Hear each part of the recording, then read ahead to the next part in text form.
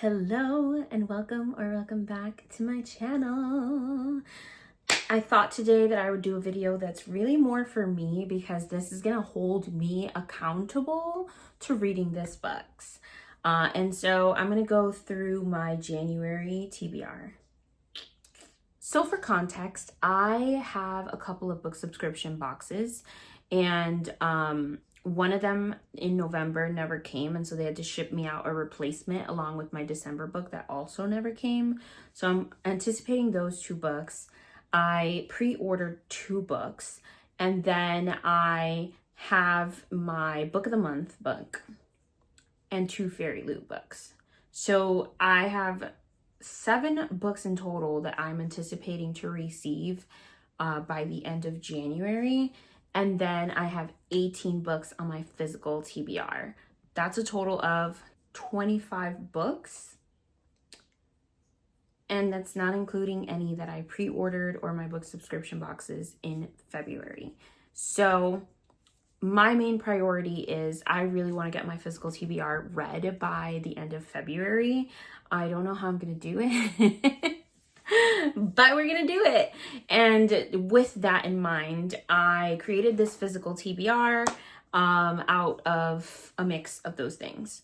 So the first book that I pre-ordered in January is called Adrift in Currents Clean and Clear by Seanan McGuire. I mentioned this book in a previous video, I think, but essentially this is about a girl named Nadia. So she is a character that has appeared before in the Wayward Children series. This is the also known as the Every Heart a Doorway series. And basically Nadia was born without an arm. She was an orphan in Russia, and then she was adopted by an American family, moved to America, and she never saw herself as like not whole. You know, she was just like, I was born without this arm, so it doesn't feel like I'm missing anything, so I never had it. Until one day her foster or her adoptive parents decide to force her into a prosthetic arm. And she is not happy about that, and she kind of tries to get away, and she ends up going through the doorway into another magical world. And that's kind of like the whole Wayward Children series, where each of these children for some reason or another end up finding a door that leads them into like their own world where they belong more than they do in the real world. And then a lot of the series follows these kids at Eleanor West Home for Wayward Children. The parents take them there thinking like, my kid is delusional. They keep saying they went to this other world. They need help. Please help them. But then once the parents leave, Eleanor West is like, you're good. You could just wait here until your door opens, because I also went through a door, so I know what you're talking about. And I am obsessed with this series. Like, I love the way that Seanan McGuire, like in the Mermaid book, she uses a lot of like water metaphors. That's the word I'm looking for. She uses a lot of like sea creature, water like metaphors in like the book about the girl who goes into the mermaid world. And like this one seems like it's going to be about like a lake world. So I love these. I'm really excited. This is book 10, I believe, in the series. She's come out with like one every year in the beginning of the year in January, as far as like I've been keeping up with this series. And I don't think I've given any of these less than 3.5 stars. Most of them are 4 stars. So I'm really excited to read this one. And to be honest, that's probably the best description that you're going to get about a book in this video, because I never know what these books are about. I like to read the description, purchase the book, and then go in blind. And then you have the book subscription boxes that just get shipped to me, and I have no idea what's coming at all. So I'm also not that great at giving descriptions of what books are about, but your girl is trying, y'all. Next book I want to read this month is A Language of Dragons by S.F. Williamson. Basically, this book is about a girl named Viv, and she decides to study the language of dragons, which are common where she lives. And for some reason, I think there's some kind of civil war going on. The description mentions that she started it, but I don't really know how or why. Basically, she feels like she's unsafe, and She doesn't have like job security. She's not sure how she's gonna go on. And then this mysterious job appears and it's like her only lifeline, so she has to take it. And basically this job is just her being recruited to discover the secrets of the dragon language, and her safety depends on whether she accomplishes this or not. It's literally life or death. Honestly, like reading this description, it doesn't sound like a book that if it didn't come in a subscription box, I would have picked up myself. But it does have dragons, and I have been curious about reading more dragon books. So we're gonna give this one a try, and it's also really beautiful. My friend wants to buddy read it with me. She has the same book. So I'm excited for at least the experience of getting a buddy read in. The next book I want to read is The Book of Witching by C.J. Cook. This is a book about this girl. Her name is Erin. Essentially, she goes hiking on a trip with her boyfriend and her friend. And then she turns up in the hospital. Her mom gets a call saying like she is severely injured. One of her friends is missing and the other one is unalive. And basically her mom is trying to figure out what happened to her. And then Erin wakes up, but she's confused and she's not answering to her name. She's answering to the name of Nyx. And her mom, Clem, is just basically trying to figure out what's going on. Why is she answering to that name? Is this just like brain damage, or is there something a little more nefarious, perhaps magical going on? And I did hear that this book was based on like the first witch to be put on trial or something like that. So I'm hoping that this is good. It's giving very like gothic, magical, mystery, we're not really sure what's going on here vibes, and I love that for us. Alice in Borderland Volume 9. I am so excited to finish my very first series of the year. So I had to put this on my TBR so I could kind of just feel a quick win and feel accomplished right at the beginning of the year. Alice in Borderland is basically about a bunch of people who kind of like hate life, and suddenly they are in Japan. They see these fireworks and they end up being in like an alternate universe of Japan. They don't really know what it is, or like, are they in a different world? Did everyone in Japan just leave? What's going on? But they do know that there are these games stationed around Borderland, which is what they're calling it now. And they basically have to play these games. They are life or death games. And if you get out alive, you get to continue living in Borderland. It's hard to explain why this book is so good. It just kind of throws you for a loop, and just when you think it can't get any more like creative and like throw you off, it throws you off. I haven't been able to anticipate a single thing that has happened in this series, and the games progress and you get really invested in the characters. So I'm excited. As far as I know, 9 is the last one to have came out last year. And if there's a 10, I'll be reading it. And I want to collect all of these. This is so good. And if you have the chance, you should definitely check out the live action on Netflix. I highly recommend it. I haven't finished it because I want to finish the mangas first. But these are so good. I just realized I've been holding the book upside down this entire time. Whoops.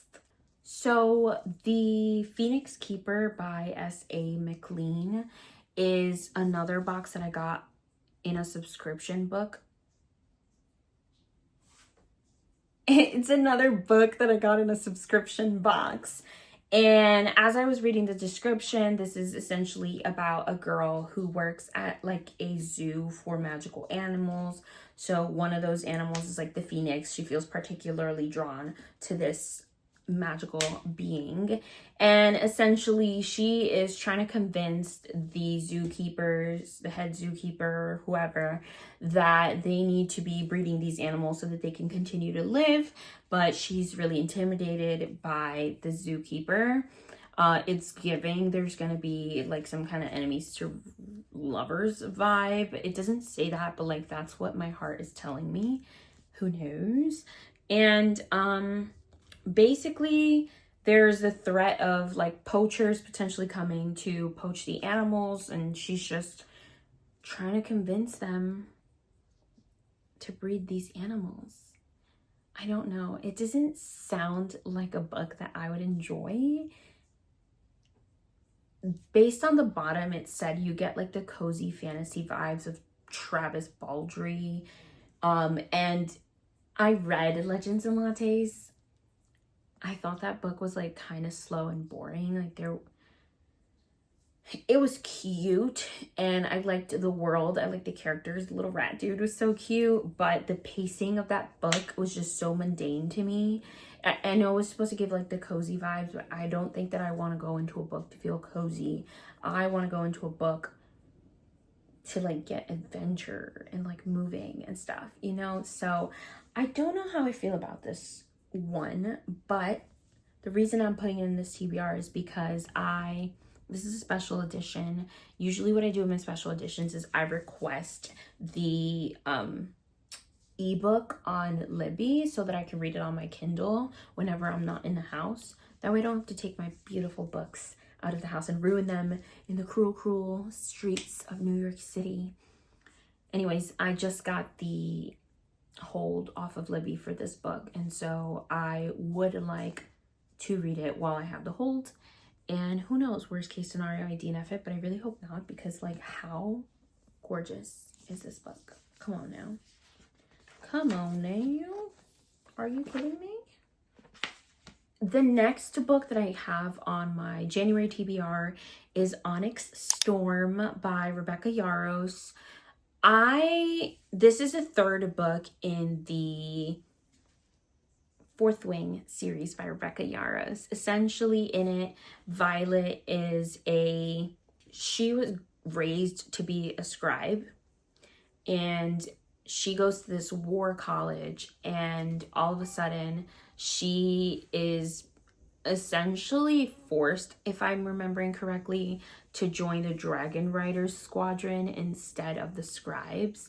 And so she finds herself in like a really dangerous situation of just trying to learn how to navigate the Riders quadrant in this war college. There's dragons, there is enemies trying to unalive her. It is very high stakes. These books are also chunky monkeys, and I read Iron Flame last year. Onyx Storm comes out on January 21st, and on January 22nd approximately I will be getting started on this book. I am buddy reading this series with my friend Jeanette, so I know it's going to be a good time. I don't particularly enjoy Rebecca Yarros' writing style. It annoys me a little bit, but I am intrigued by the plot of these books. I think it's super interesting, and the plot twist at the end of the second book had me hooked. Like, I don't understand why she would leave us hanging like that for a year. Either way, I have faith and hope that it's going to be a good time. And then lastly, I'm going to pick two books. Essentially, what I did at the end of last year was I had it in my brain that I was going to read all of my physical TBR forcefully by wrapping all the books and then just having people pick random numbers and reading blindly whatever book comes out. I just made a few exceptions for like a book that I want to make a specific video about, a book that is the third in a series but I haven't read the second one. And other than that, I pretty much wrapped the rest of my TBR. I have 8 books left that are wrapped up and ready to go. So I think what I will do is some point in the month, I will randomly ask my friends and family to just choose a random number, and then I will read whatever book matches with the number that they chose. And so I'll probably do at least 2 books from my wrapped TBR. I'm not going to go super into depth about what each of these books about, but just to give you a quick run through of all the books that I have wrapped. They are Beautiful Ugly by Alice Feeney, Bloodguard by Ceci Robson, Business Casual by BK Borison, Daisy Hates by Jessa Hastings, Hamajang Luck by Makana Yamamoto, Harry Potter and the Deathly Hallows by J.K. Rowling, Hera by Jennifer Saint, The Serpent and the Wings of Night by Carissa Broadbent, and Things We Hide from the Light by Lucy Score. So given the amount of books that I had to add and like the thickness of some of these books, I'm probably only going to pick 2 of those wrapped books this month, but we'll see if we get a little bit more in. And that is it for my January TBR. Who knows what will come in store. You know, your girl's a mood reader and I can never stick to a TBR, but we're going to do our best. Thank you for watching. If you enjoyed this, hit that like button. If you made it this far, leave in the comments 1 book that you are going to read in January. And if you want to join the family, make sure to hit that subscribe button. I'll see you all when I see you next. Bye.